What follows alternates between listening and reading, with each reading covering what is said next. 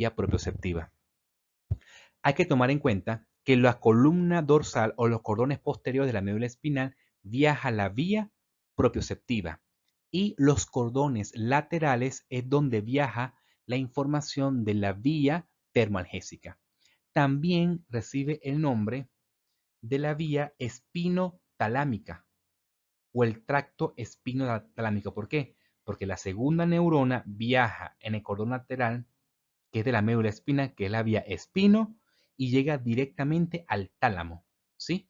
Mientras que hay otra vía que se llama de la columna dorsal, porque justamente no hace sinapsis en la médula espinal, sino en el bulbo raquídeo, y que por esa razón recibe el nombre de la vía de la columna dorsal o de la vía lemniscal, disculpen. Esta vía lemniscal es porque existe una vía lemniscal medial donde transcurre o asciende la segunda neurona a través del tallo encefálico, ¿sí? Entonces, este es un resumen o un repaso de la vía tanto termoalgésica como de la vía propioceptiva. Ahora bien, lo que corresponde a la médula espinal es para explicar la sensibilidad de los músculos y de la piel del cuello hacia abajo, porque todas ellas llegan la información hacia la médula espinal. Pero ¿qué ocurre con la cara? Recuerden que los nervios que controlan la cara de enviar o recibir información de la cara está comandado por los nervios craneales, que va del 1 al 12, ¿sí? Explicados en las clases de neuroanatomía. Resulta que existe un nervio que se llama nervio trigémino, que es el quinto nervio craneal. Existe una información eferente motora de los músculos masticatorios y una vía aferente sensitiva. Entonces, la vía sensitiva del nervio trigémino, que es el quinto nervio craneal, el núcleo sensitivo se encuentra en el tallo encefálico.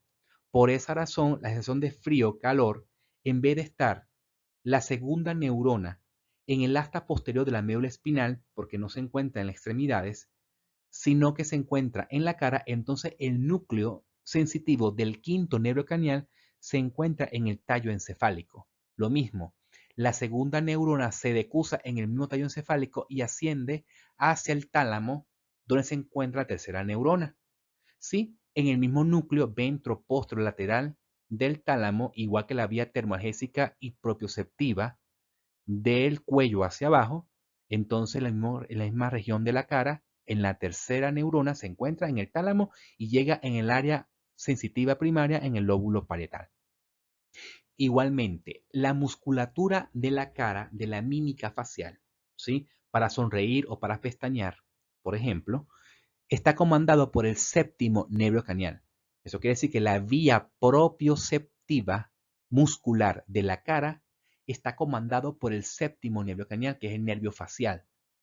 Y allí llegan los núcleos motores sensitivos, motores porque es la contractura muscular, pero sensitivos porque eso es propioceptivo del séptimo nervio craneal que está cercano a la región del trigémino y allí se hace conexiones con la segunda neurona, se decusa, asciende y llega a la tercera neurona que se encuentra en el tálamo en el mismo núcleo, ventro-postero-lateral del tálamo y llega a la misma área sensitiva primaria en el lóbulo parietal. ¿Sí? Entonces la sensibilidad de la cara está comandado por los nervios craneales, mientras que la sensibilidad del cuello hacia abajo en piel y en músculo está comandado o pasa a través de la médula espinal. Ahora bien, entonces ya hemos estudiado los receptores periféricos, en el caso del ejemplo el ojo. Ya hemos estudiado cómo la información llega de la información de los receptores por las diferentes vías hacia el área cerebral que se corresponde al lóbulo parietal. Receptores, las vías donde hacen sinapsis desde la vía termoalgésica o propioceptiva, que la tercera neurona se encuentra en el núcleo talámico, específicamente en el núcleo ventro-posterolateral del tálamo, y llega al área sensitiva primaria. Esto corresponde al lóbulo parietal, ya descrito en la anatomía o la neuroanatomía de la clase pasada. pero resulta que existe un área específica del lóbulo parietal que es la circunvolución postcentral, ¿sí?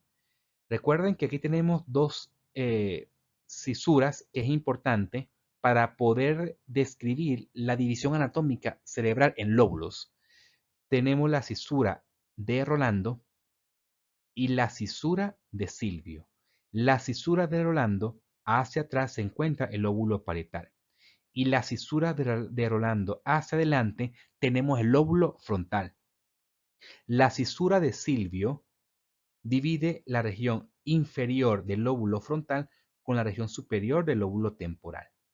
Y la continuación de la cisura de Silvio en la región posterior tenemos el lóbulo parietal en su porción superior y el lóbulo temporal en su porción inferior. Lo que está marcado en anaranjado representa el área sensitiva primaria, ¿sí? Que es la misma área postcentral o el gyrus postcentral o la circunvolución post-rolándica por la cisura de Rolando. La cisura es la profundidad del cerebro, ¿ok? Que forman surcos. Es un surco muy profundo. Y las circunvoluciones lo delimita entre un surco y otro. La circunvolución recibe el mismo nombre que gyrus. Cuando ustedes vean gyrus, es lo mismo que circunvolución. Lo delimita un surco y otro, ¿sí? Entonces, aquí tenemos, por ejemplo, aquí tenemos un surco postcentral. Entonces, lo que delimita el área sensitiva primaria está entre el surco postcentral y la cisura de Rolando, por ejemplo, ¿sí? Tenemos, por ejemplo, un surco interparietal que divide el lóbulo parietal superior del lóbulo parietal inferior, por ejemplo, ¿sí? Entonces, los surcos lo que hacen es delimitar las circunvoluciones o los giros. Y aquí tenemos en anaranjado, entonces, el área sensitiva primaria que se encuentra en el lóbulo parietal. Resulta que las áreas cerebrales corticales, refiérese sustancia gris, eh, se clasifican por áreas de Brodmann, por el neurocirujano que describió cómo era la estructura celular microscópica de las células en cada área de la sustancia gris del cerebro. Entonces, clasificó por números porque cada sitio es estructuralmente distinto en distribución de las neuronas, específicamente de los cuerpos neuronales y dendritas, porque estamos hablando de sustancia gris. Entonces tenemos tres áreas, el área 1, el área 2 y el área 3 de Brodmann, que se encuentra justamente en el área primaria sensitiva. Resulta que el área 3 recibe toda la información sensitiva, tanto propioceptiva como termoalgésica. El área 1 procesa la información solamente termoalgésica y el área 2 percibe la información propioceptiva y de tacto fino. Pero el área 1 y 2 recibe información del área 3, A y B. Ahora, el área 4 de Brodmann ya corresponde al área motora primaria que no es objeto del tema de esta clase. Las áreas 5 y 7 de Brodmann son las áreas ya de asociación que percibe la información sensitiva primaria de la interpretación de la información del frío, del calor, si es agradable, desagradable y en qué contexto se encuentra esta información. Ahora bien, existe otra área que hace conciencia de la sensibilidad del cuerpo, tanto interno como externo, es el lóbulo de la ínsula, ¿sí? Veremos más adelante el lóbulo de la ínsula como el área primaria gustativa. Pero en el contexto de la clase de hoy es que hace conciencia de la sensibilidad. El otro punto es, para percibir el dolor como desagradable, participa la porción anterior del gyrus o circunvolución del cínculo o de la correa cingulada, ¿sí? En la porción medial del cerebro. Ella percibe el dolor como desagradable. El área secundaria, que es el área S2 que se encuentra acá, es en la porción inferior del lóbulo parietal y externo, participa también en la percepción, ¿sí? O el procesamiento de la información ya sensitiva una vez que se sepa que es frío, que es calor, entonces allí se procesa la información para saber si es agradable o desagradable y poder identificar no solamente si es agradable o desagradable, sino la textura, la forma. A pesar de que tengamos los ojos cerrados, podemos identificar el objeto. Por ejemplo, si ustedes tocan una moneda o las llaves, ojo, sin sonar, porque podemos estimular la vía auditiva. Tocamos el objeto con los ojos cerrados, podemos identificar qué es, ¿ok? Porque eso participa en la memoria táctil de identificación del objeto mediante el tacto y eso lo hace la área secundaria de la vía sensitiva. Ahora bien, como estamos hablando de las áreas primarias, resulta que participa en la o forma parte de la neocorteza. La neocorteza, el prefijo neo significa nuevo. Corteza se refiere a la sustancia gris. Resulta que la sustancia gris del cerebro, que como contiene cuerpos neuronales y dendritas, se clasifican en capas, ¿sí? En el área primaria, en este caso sensitiva, tenemos 6 capas que va del 1 al 6, ¿sí?